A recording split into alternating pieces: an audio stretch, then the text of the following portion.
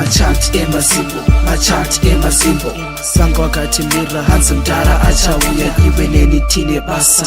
Asante sana Goreri no mucha zita zakawanda Machant emazimbo My guy wakazoana rimwe baby wangu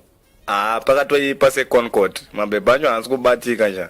ndakazomuzama rudoona but akabva azongondijamba hanzi haudi kuenda kuchechi kumaonite komabhebhe kelazi kauri kwaziya apa tafadziko shamwari aida bwedze rinopisa peturu shamwari hanzi ononyofamba ne2 feet shamwari akazongondijamba long time apa baba wake havana kana black mutanda shamwari my guy chikuru kufema kuwakazoita sei natsitsi wona tsitsi uyewe angasina kana tsitsi anzongomuka kuti anzi handidi mfeza nemasise weshamari apa ona ndangopasa 3 subjects pa olevel apa ngangori masi chete shamari apa kanyasha kavaiziya keke akainetsera ikokeshi mudara 2 minutes dhora pa ikokeshi ndisiro 2 minutes saka ari kapondo uchifamba kuona chamari waizongori kana wakupushirwa pamashopu ikokeshi wakutonzi mbononditira kesha uti uri pamawani shamwari kuzvongo wakati pepa nawimba yapa wakazoita sei nyarira kwangu ndakazodiscover gaya kana kuti ana vana 2 shamwari vakutogona kusiva vega jembi shamwari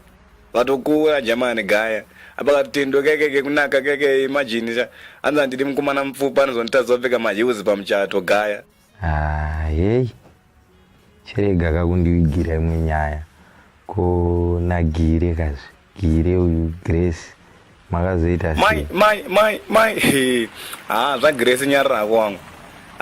ona uyo uyanda ndege zingete chero kunhamo kumudeni kwangu yatika nhamo aenda nguya nendege apa aishauda munhu wense ana wachemere chero pamberi pevanhu chamari uyo daita mosiyana naye jamani Grace anga asingatomboite chamari madiro acho nezvinhu ndege mudara ndege nekushauda uyo ngambomira we ko staff yako auxilia haya matanga uipedza